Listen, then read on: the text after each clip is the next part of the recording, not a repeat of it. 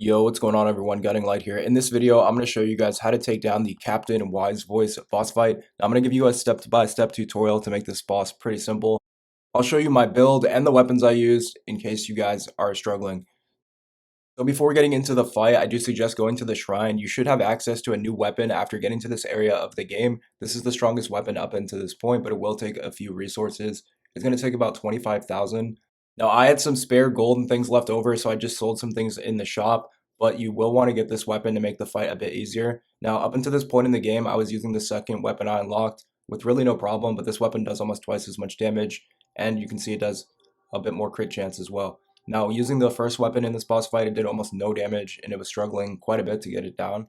I do believe this weapon will help a lot. I'm sure you could do it with the other weapon if you really wanted to after learning the mechanics, but I definitely think that it's time after 2 chapters now to go ahead and upgrade.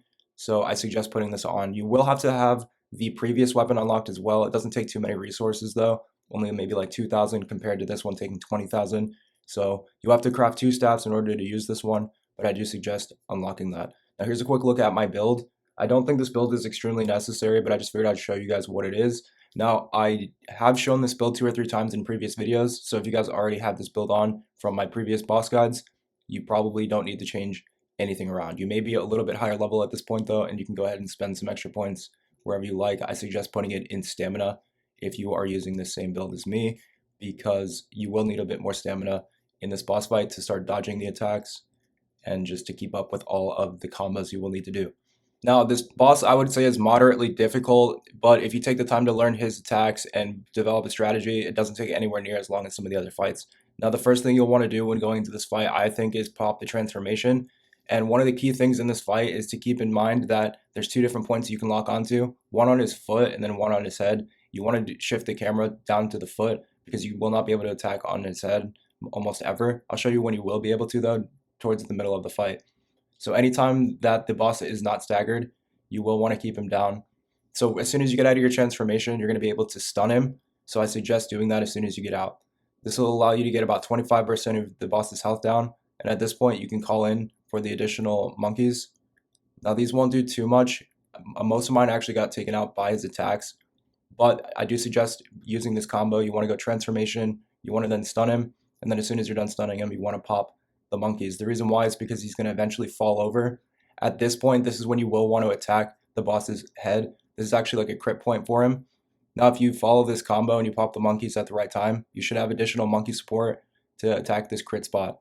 Now, this crit spot, it's so weak. It's such a crazy weak point that you do want to do as much damage to that point as you can. That's why you want to try to have the monkeys ready at that exact time. Now, once this is over, you can go and pop the decoy.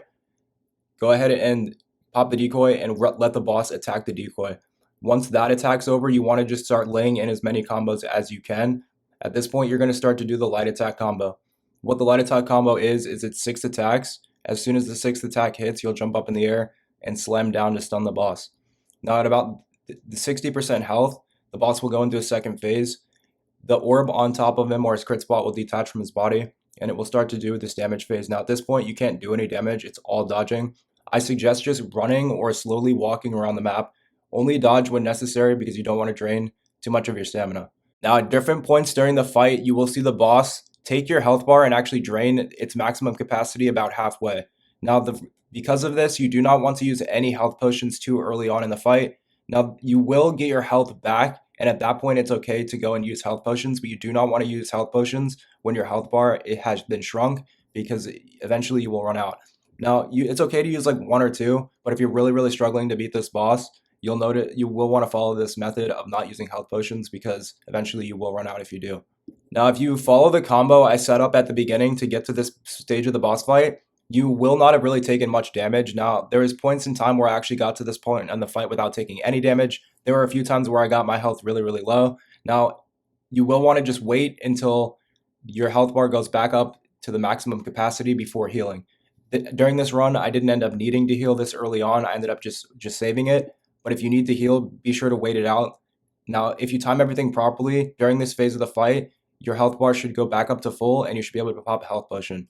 Now, after this boss phase is over where he goes in this AoE damage, you're going to see the floor begin to turn red.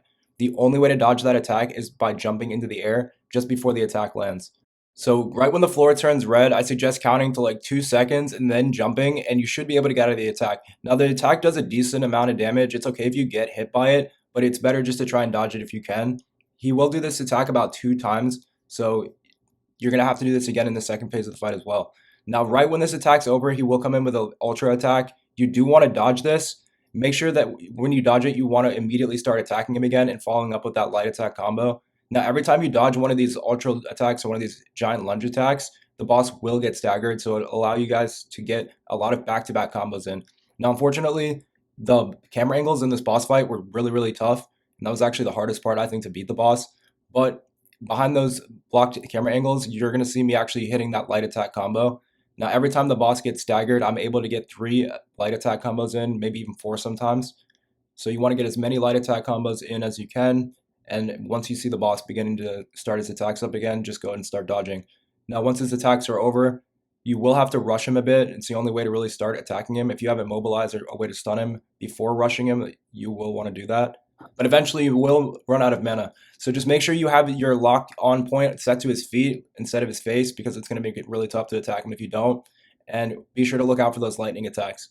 So you're going to have to weave in and out as he attacks, but he's going to leave quite a lot of openings for you to get those combos in. Now, eventually, you're going to get your transformation back. And not only that, but the boss will go and stagger himself out again. It's basically the same phase, but just repeated. So as soon as the boss gets staggered again, you want to go and just do as much damage to his crit point as you can. Try and keep an eye on your stamina bar. If it depletes completely, you will not be able to dodge, and you will not be able to do the light attack combo either. So you always want to keep a little bit of stamina. Now, as soon as your transformation comes back, go ahead and use that. It's crucial to use the transformation at the beginning of the fight, and then as soon as you get it back. The reason why is it's going to have a whole separate health bar. On top of that, it has its own combos and stuff like that as well.